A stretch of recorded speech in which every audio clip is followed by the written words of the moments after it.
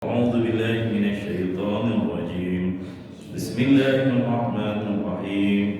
الحمد لله رب العالمين الرحمن الرحيم مالك يوم الدين إياك نعبد وإياك نستعين اهدنا الصراط المستقيم صراط الذين أنعمت عليهم غير المغضوب عليهم ولا الضالين آمين يا الله يا رب العالمين.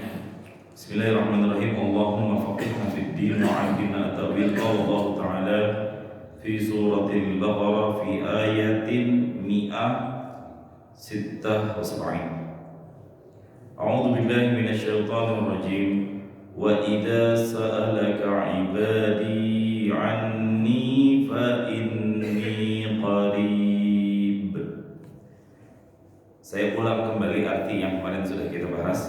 Wa idza, dan jika, apabila, wa idza, dan apabila, sa'alaka, bertanya kepadamu wahai Muhammad, ibadi, hamba-hambaku. Itu jamak ya, abdun satu, hambanya pada ibad, hambanya banyak.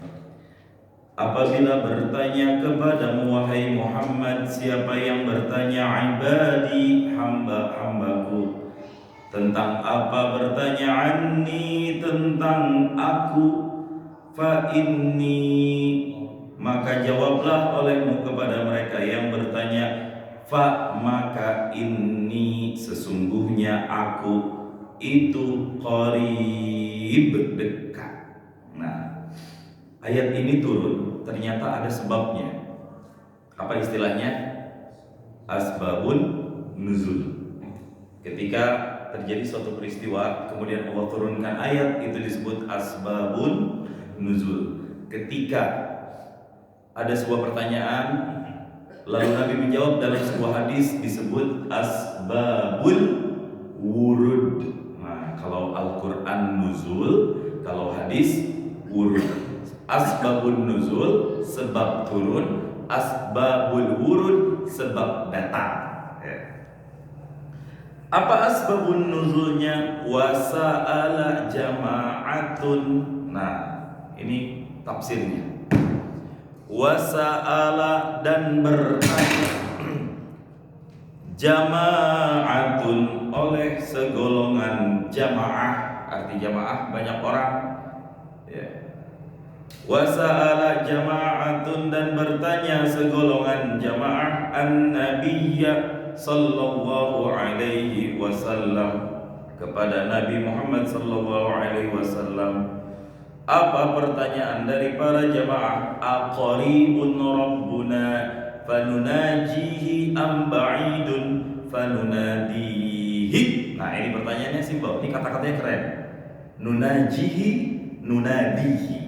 Mirip pola katanya, tapi maknanya beda jauh. A artinya apakah ya. A artinya apakah. Itu hamzah, namanya hamzah istifham. Istifham itu pertanyaan. Apa ya, dalam bahasa Inggris itu kalimat pertanyaan itu apa ya? Interrogative sentence kalau nggak salah istilahnya. Pokoknya yang salah ya pasti kalau salah diperbaiki ya. Al-qaribun, apakah, bermula dekat. Ini khabar mubtada muakhar, khabar muqaddam. Asalnya arabbuna qaribun, cuma dibalik. Aqaribun rabbuna, apakah dekat. Siapa yang dekat? Rabbuna, Tuhan kami. Emang kalau dekat kenapa? Fanunajihi, kami ingin bermunajat kepada Allah. Nunaji berasal dari kata-kata naja, yunaji, munajatan. Orang yang bermunajat disebut munajin atau munaji. Kalau Bapak pernah punya teman namanya munaji, nah itu dia sering bermunajat. Apa itu munajat? Berbicara dalam diam, rahasia, bisik-bisik, pelan-pelan, mesra-mesra, lemah-lemah, lembut-lembut. Nggak ada orang yang tahu. Bisik, ya, namanya nunaji. Amba'idun, ataukah Allah itu jauh? Lah terus kalau jauh kenapa? Fanunadihi, maka kami akan memanggil atau berseraya kepadanya. Nah, itu dua pertanyaan dari para sahabat. Ayat Al-Quran tentang Ramadan, tentang puasa, tentang Ramadan itu udah dibahas. Kenapa berikutnya Allah masuk nih? Allah turunkan ayat ini. Ini sebenarnya pesan, Pak. Diselipkan satu pesan tentang Allah itu jauh apa dekat dengan kita, yang ayat ini satu nih 186 diapit oleh ayat-ayat tentang puasa Ramadan semua. Itu kan pesan bahwa sebenarnya ini tuh ngasih kode ke kita semuanya, banyakin doa di bulan ini nih. Banyakin investasi doa. Ya. Gara-gara pertanyaan ini fanazala, lalu turun ayat wa idza sa'alaka ibadi anni fa inni qarib. Jika ada yang bertanya kepada Muhammad tentangku, katakan aku ini dekat. Dekat dari siapa? Minhum, dari mereka para hamba yang bertanya, bi'ilmi, dengan ilmuku, fa akhbirhum bidzalika, maka akhbirhum, beritakan kepada mereka, bidzalika, dengan kedekatan itu. Nah, tafsirnya kita lihat ada kata-kata fanunajihi. Nah, di sini fanunajihi. Apa arti nunaji? Nusariruhu, berbisik-bisik. Nad'uhu sirran, berbisik-bisik dalam sembunyi-sembunyi. Sir. Ya, sir itu artinya apa? Sembunyi-sembunyi, pelan-pelan, lirih-lirih. Ya, kalau orang nikah terang-terangan namanya nikah jahri. Kalau nikahnya diam-diam namanya nikah nih, dari kata-kata sirri. Silakan yang mau ngamalin kalau berani. Wala najharu bid-du'a. Kalau kita tahu Allah itu dekat, kita akan berbisik lirih dengannya. Wala najharu bid-du'a. Kita pun tidak perlu untuk berkeras-keras. Nah, jahr nih namanya nih. Bid-du'a, dengan berdoa. Nah, ada kata-kata fanunadihi, kami akan berseraya. Maksudnya apa? Aina da'u jahran, kita teriak-teriak yang kencang-kencang sampai keluar mata sekaligus kalau bisa. Nah, ini maksud dari keterangan nunajihi dan nunadihi. Nah, jawabannya sudah jelas. Fa inni qaribun, maka sesungguhnya aku itu dekat. Ya. Fa inni qarib, maka sesungguhnya aku itu dekat. Cuma di sini, Pak, harus kita pahami dengan makna yang tauhid. Nggak boleh dimaknai dengan makna yang hakiki. Inilah letak perbedaan pendapat yang sangat ketat, ya, dengan beberapa golongan para ulama dalam menjelaskan makna dekat Allah dengan makhluk. Ya. Makanya di sini dijelaskan nih wa'lam, ya, dari paling atas kanan. Wa'lam, dan ketahuilah olehmu anna hadzal su'ala, bahwa sesungguhnya pertanyaan ini al-waqi'ah, yang terjadi anis sahabati, dari para sahabat, la yaqtadi, itu tidak serta-merta menjadikan jahlahum, bahwa para sahabat itu jahil, bodoh. Jahil itu artinya bodoh. Kalau jahil itu bukan bodoh lagi, goblok. Ada seorang bapak-bapak, biangnya orang-orang yang goblok, disebut Abu Jahal.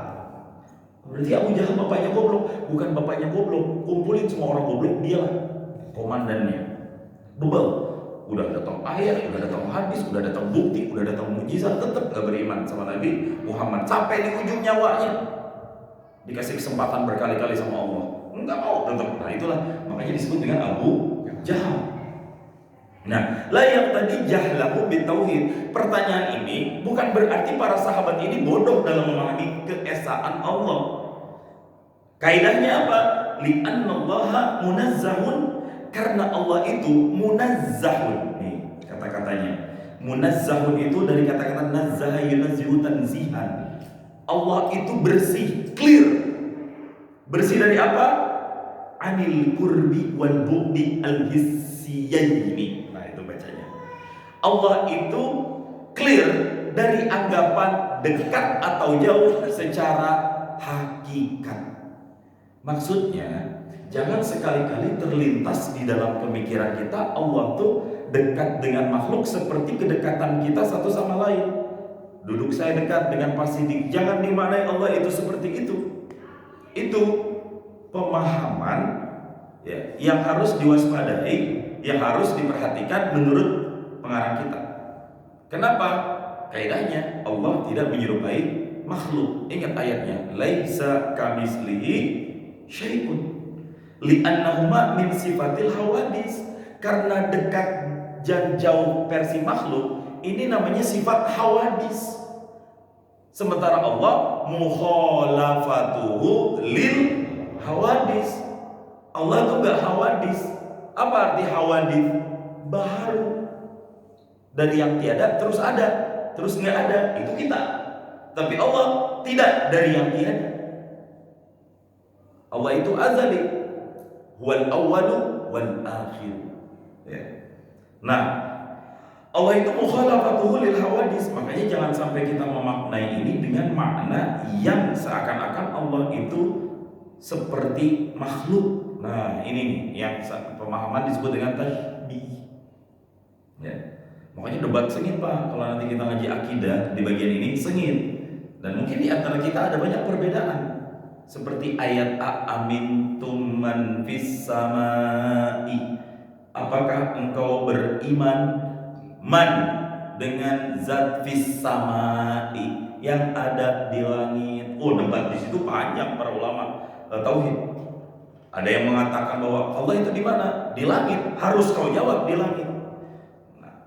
Tapi menurut Imam Al-Maturidi yang dipelopori oleh Imam Abu Hasan Al-Asy'ari, itu tidak bisa dimaknai secara hakikat bahwa Allah itu di langit seakan-akan memang Allah di langit.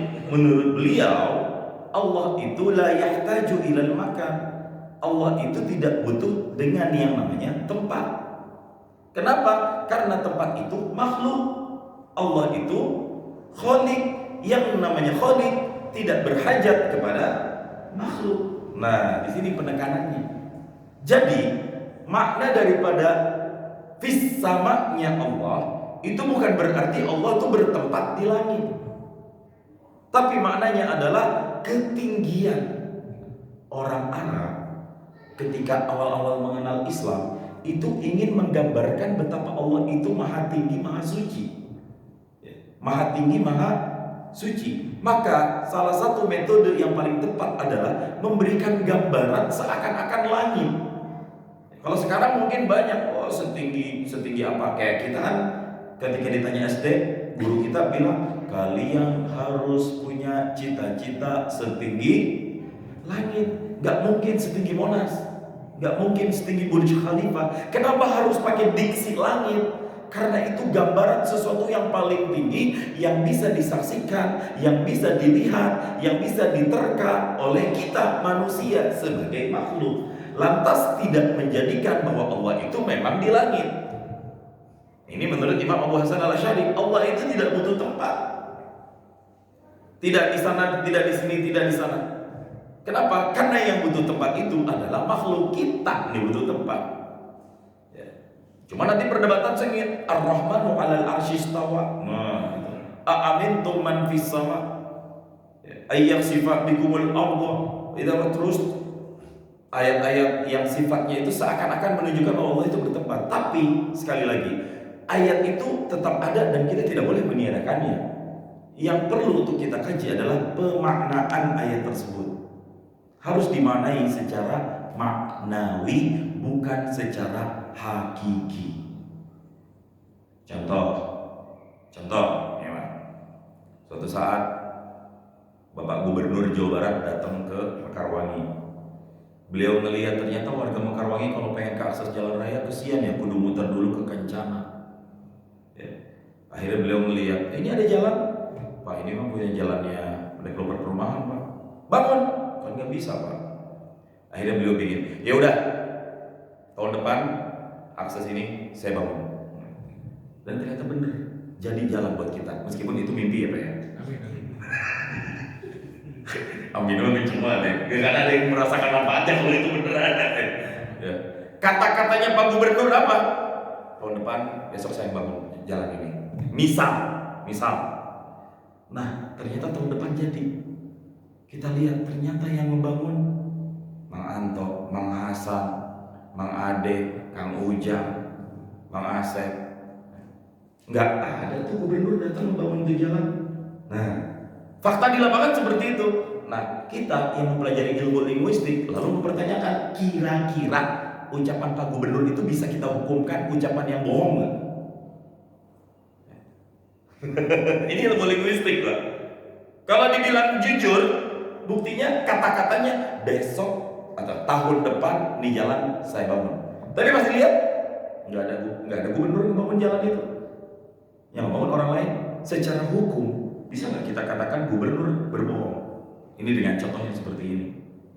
Nah, di sini nih, ilmu linguistik berbicara.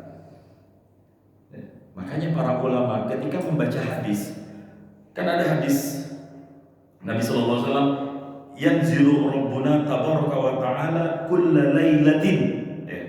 Yanzilu, turun. Nah, tuh ada pekerjaan, turun. Siapa? Rabbuna, Tuhan kita. Tabaraka, maha suci, wa ta'ala, dan maha tinggi. Kulla lailatin ila sama'id dunya. Kapan turun? Ila sama'id dunya, ke langit dunia. Kapan turunnya? Hina yabqa sulusul laili, ketika tersisa sepertiga malam terakhir. Allah turun di sepertiga malam terakhir. Itu secara diksi, Pak. Lalu apakah kita akan maknai bahwa Allah turun sebagaimana makhluk kita turun dari ketinggian ke bawah? Nah, di sini perlu pendekatan maknawi bahwa yang turun itu adalah rahmat dan maghfirah dari Allah, bukan zat Allah langsung. Maka kita analogikan tadi, saya yang bangun jalan ini, itu adalah satu kalimat yang di dalamnya punya banyak tafsir.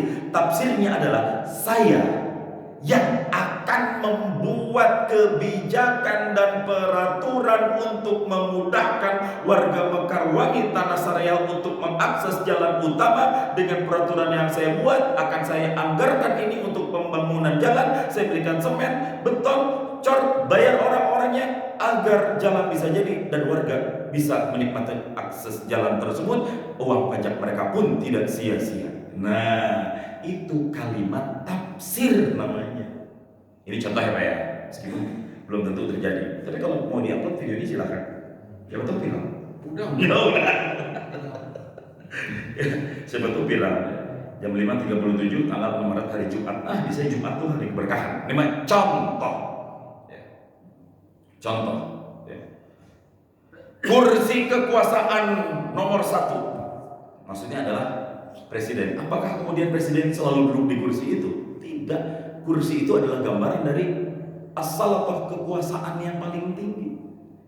Nah, dalam ilmu linguistik bahasa, sebelum memahami teks Arab dan Al-Quran ini, kita perlu membuka cakrawala bahasa dulu di situ, Pak. Karena boleh jadi banyak sehari-hari ucapan kita itu berbenturan dengan kaidah bahasa sebenarnya, tapi boleh jadi kita tidak menyadari. Maka dalam memaknai Al-Quran dengan sastra yang indah ini, nggak bisa kalau hanya memakai pendekatan yang maknawi. Makanya ketika turun ayat tentang Isra dan Mi'raj, itu dimulai dari apa? Ayat pertamanya, Subhanalladzi, maha suci Allah yang, itu artinya. Apa maksud subhana? Apa maksud maha suci? Maha suci Allah itu bahwa Allah itu tidak sama dengan makhluk. Makhluk butuh tempat, makhluk butuh ini, makhluk butuh itu. Allah Ta'ala ghaniyun mutlaqun. Allah Ta'ala terbebas secara mutlak dari semua, dari apa yang dibutuhkan oleh makhluk. Itu maksudnya.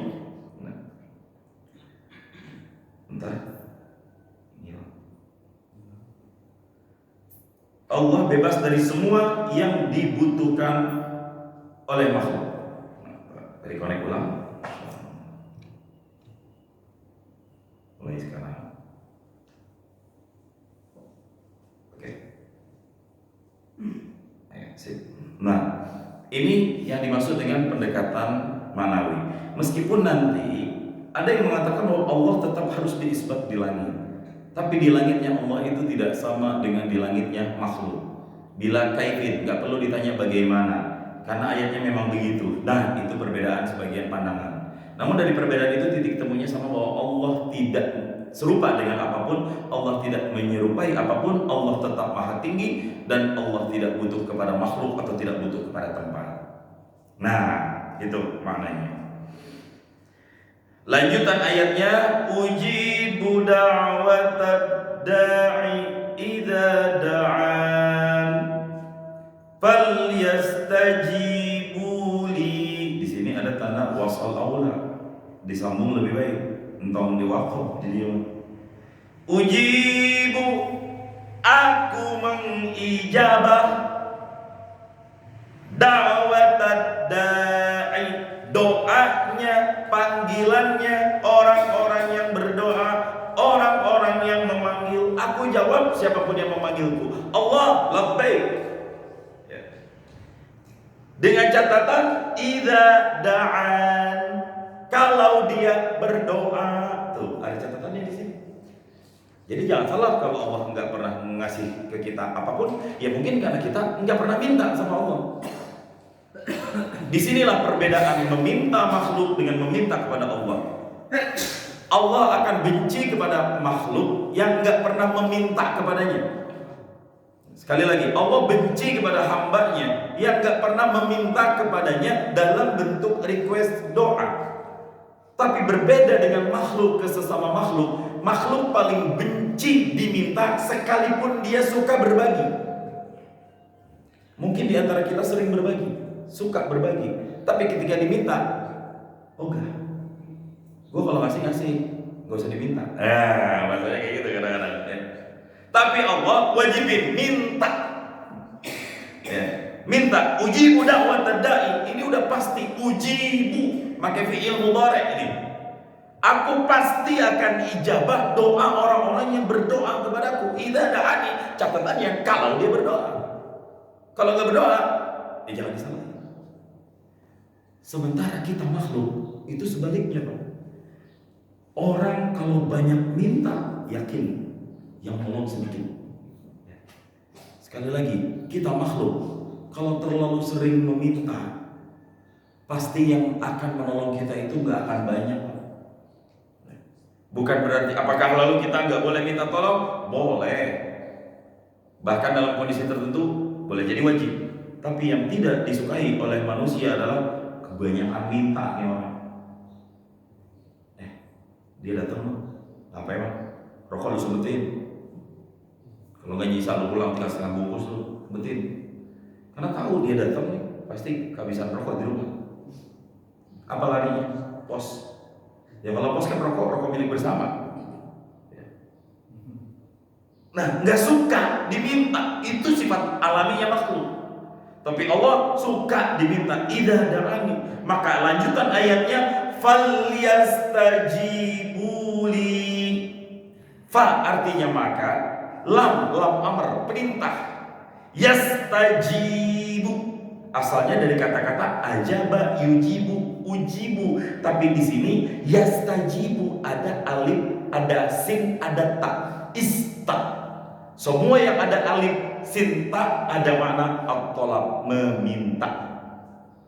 Sekali lagi, dalam bahasa Arab, kalau Bapak mendengar satu kata-kata yang ada ista-nya, itu pasti ada unsur request, meminta.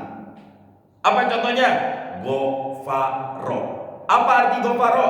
Mengampuni. Ditambah alif, sin, dan ta, maka maknanya akan ada unsur meminta. Istighfaro. Apa arti istighfaro? Meminta ampun. Makanya istighfar. Artinya dari kata-kata ghafaro, ampunan, istighfar, meminta ampunan. Di sini juga sama.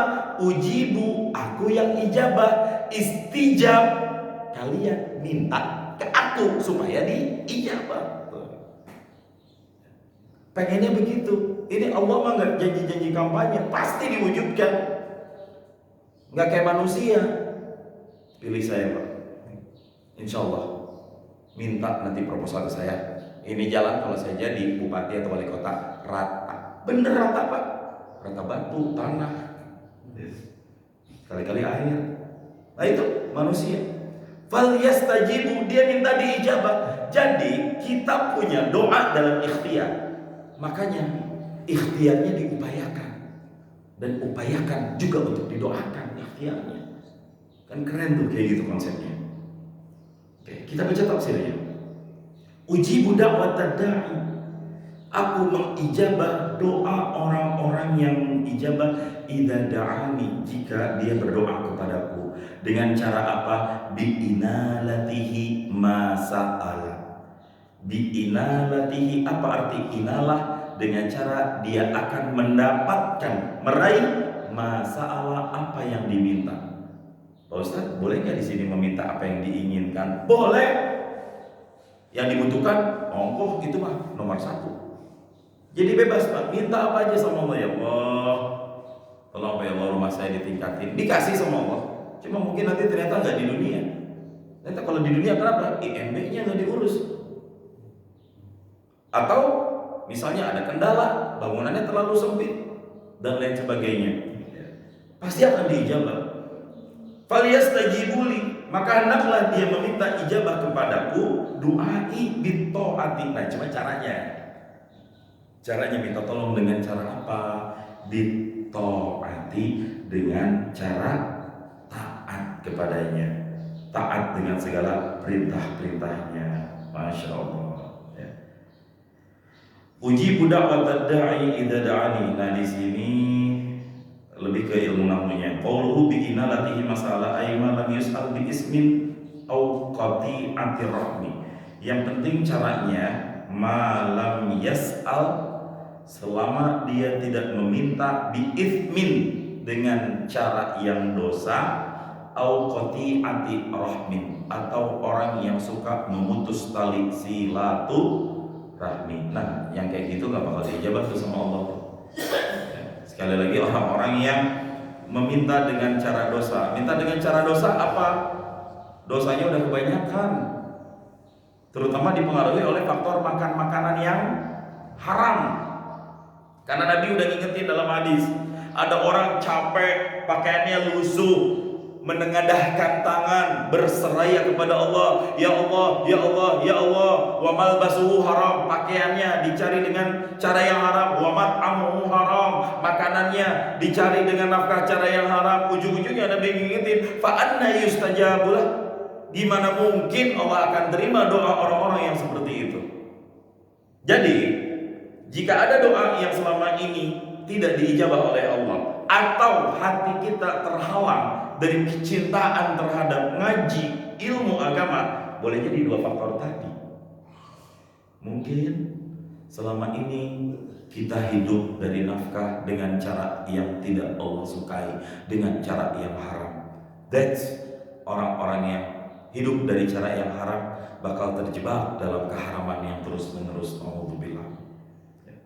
Buat saya lebih baik kita punya harta banyak tapi dengan cara yang halal. Ya betul kan? Ya iya. Kadang kita ngasih perumpamaan, mendingan harta sedikit tapi halal banyak sekalian. Ya.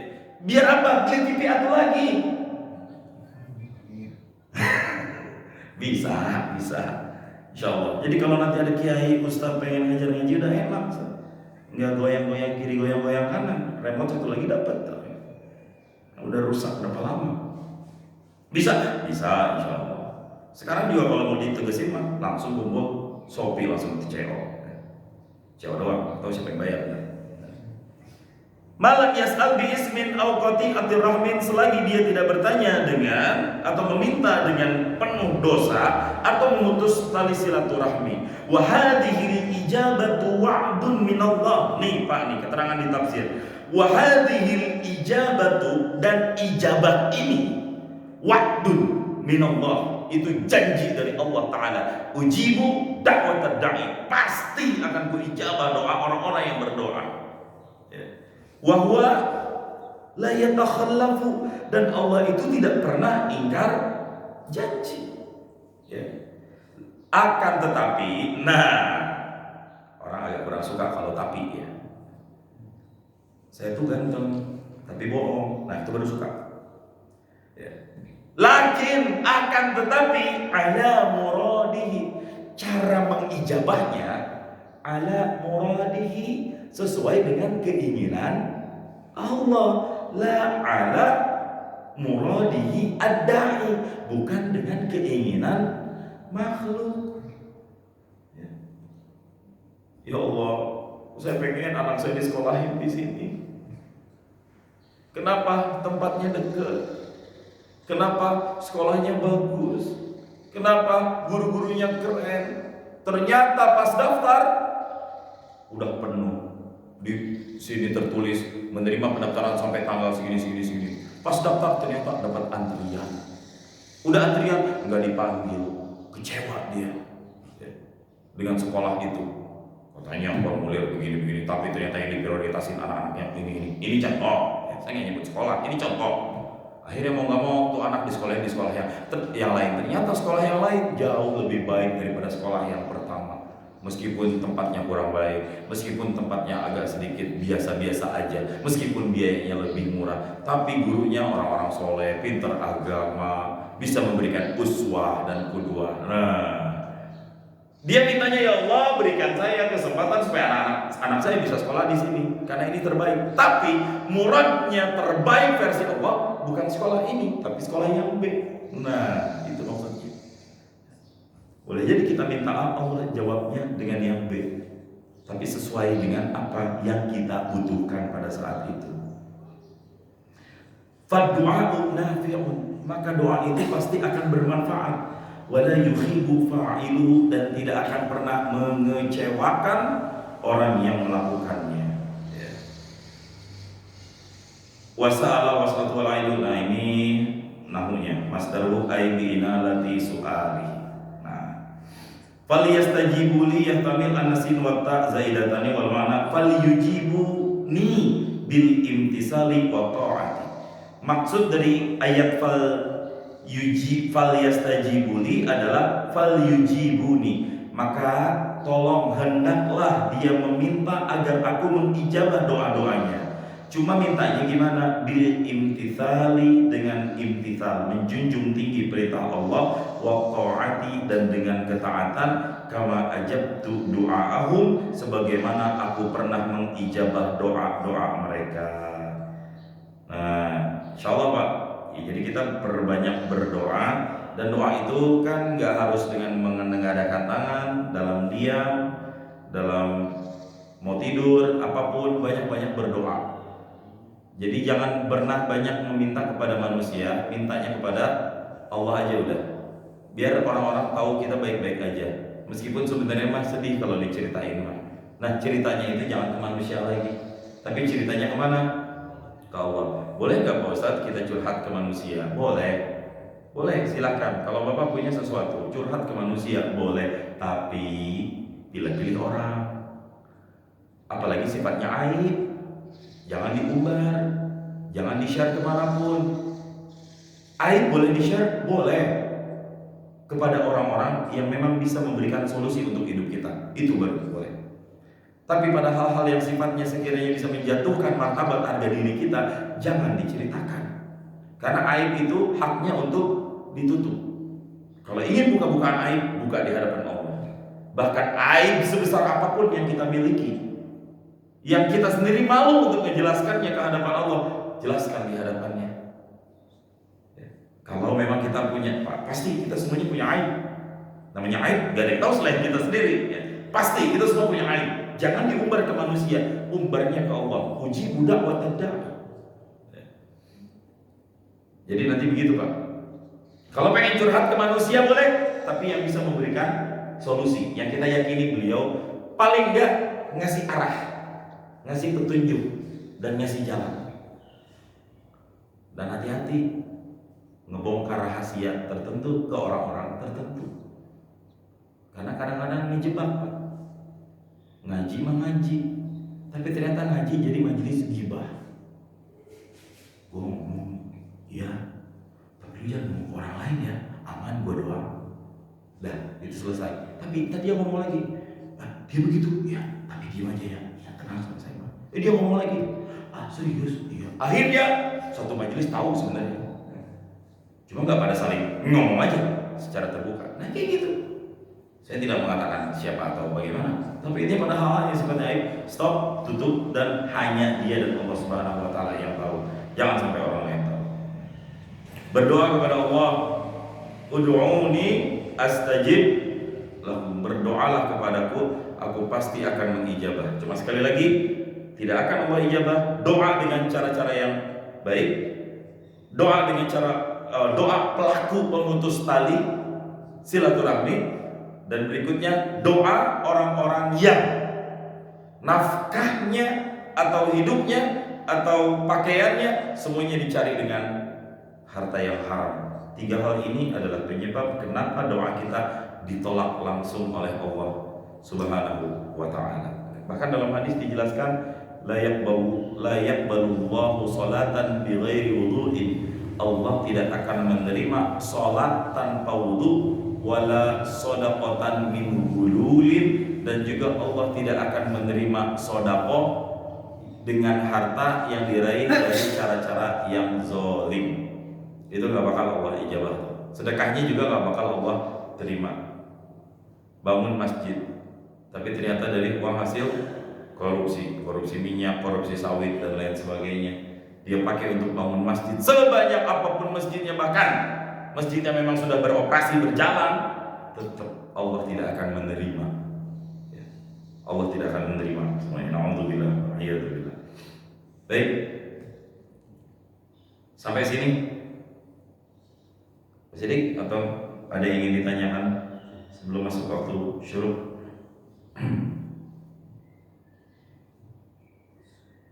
Sudah? Baik, insyaallah. Baik, insyaallah besok kita akan lanjutkan di ayat wal yu'minu bi la'allahum yarsyudun. Dan berikutnya kita akan masuk ke ayat paling terakhir yang berbicara tentang puasa. Ya, sorry. Waalaikumsalam. Ya, anehnya itu terkait kalau misalkan istri misalkan perempuan gitu kan, istri kita yang sedang haid gitu kan, bagaimana kita mungkin kadang-kadang kita ingin apa sih istilahnya, mau berhubungan lah seperti itu kan. Jadi batas-batasnya seperti apa sih? Seperti maksudnya yang diperbolehkan dalam Islam sendiri. Karena kan ada pernah dengar hadisnya itu ketika dulu orang Yahudi itu ketika perempuan itu bukan diusir kan. Nah justru ketika Islam datang itu orang haid itu wanita benar-benar dijaga sama Rasulullah, bahkan ketika itu bisa kita mendatanginya gitu kan. Nah batas-batasnya seperti apa sih? Apakah kita bisa yang mana gitu seperti di Al-Quran sendiri atau gimana? Bisa. Yang pertama, betul bahwa wanita punya masa-masa di mana dia tidak bisa melakukan apa yang bisa dilakukan ketika tidak sedang datang bulan. Solusinya adalah nikah lagi. Itu kalau pengen. Jadi jangan jadikan nanti haid sebagai alasan seorang laki-laki tidak bisa memenuhi hajat syahwatinya. Agama memberikan solusi. Caranya apa? Nikah lagi, cari istri yang kedua. Selagi istri kita satu, istri haid, kita jadi haid juga. Tapi itu mustahil berani. Termasuk yang ngomong, aman, tenang, kamera semuanya bahaya.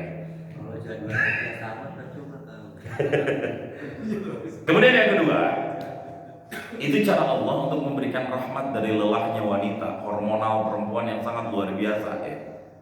Cara Allah untuk memberikan rahmat agar dia sejenak istirahat. Meski begitu, bukan berarti seorang wanita tidak bisa meraih apa yang bisa diraih oleh orang-orang yang sedang dalam keadaan suci. Maka tidak salah, maka salah kalau ada orang yang mengatakan wanita yang haid itu nggak bisa meraih malam Lailatul Qadar. Bisa tetap, karena Lailatul Qadar itu tidak harus selalu didapatkan dengan cara iktikaf di masjid. Boleh jadi wanita yang iktikaf di rumah, dia dalam keadaan haid, dia dalam keadaan menstruasi. Ini kita belum bicara di bagian jimanya dulu ya. Ini bicara bagian ibadah. Dia masih tetap bisa melakukan apa yang bisa dia lakukan selain apa yang diharamkan. Dan yang diharamkan apa sih? Satu, sholat, ya kan? Yang kedua, menyentuh, membaca, memegang Al-Quran. Yang ketiga, berhubungan. Yang keempat, tawaf. Ihram lain boleh nanti diganti dengan dam tertentu. Nah, Dan ada 7 poin nanti di dalam kitab fikih dijelaskan. Hanya itu. Zikir boleh nggak? Boleh. Ngegelar sajadah boleh nggak? Silakan. Megang tasbih berzikir kepada Allah boleh nggak? Keren. Baca kitab-kitab fikih boleh nggak? Oh, itu justru yang dianjurkan. Suami pray dulu nggak apa-apa. Ya suami juga momen syadda bizaru, kencangin dengan sarungnya. Nah itu yang dilakukan Nabi di 10 malam terakhir. Ya, 10 malam terakhir itu, ya udah Nabi udah nggak lagi menjemput istri-istrinya. Dan istri-istri Nabi pun tahu bahwa Nabi kalau udah 10 malam terakhir itu udah fokus untuk ibadah. Nah soal tempat nanti itu kondisional, menyesuaikan kondisi. Jangan selalu ada anggapan masjid adalah tempat untuk meraih Lailatul Qadar. Di rumah pun bisa, bahkan di gunung juga bisa. Ketika memang dia ditugaskan pamtas pengaman perbatasan dan dia berzikir selama mengamankan dan dia bertugas dengan baik menjalankan perintah dari pemimpinnya, dari atasannya, insya Allah itu juga bisa tetap didapatkan. Nah, khusus bagi suami istri semuanya boleh kok dilakukan. Yang penting satu aja.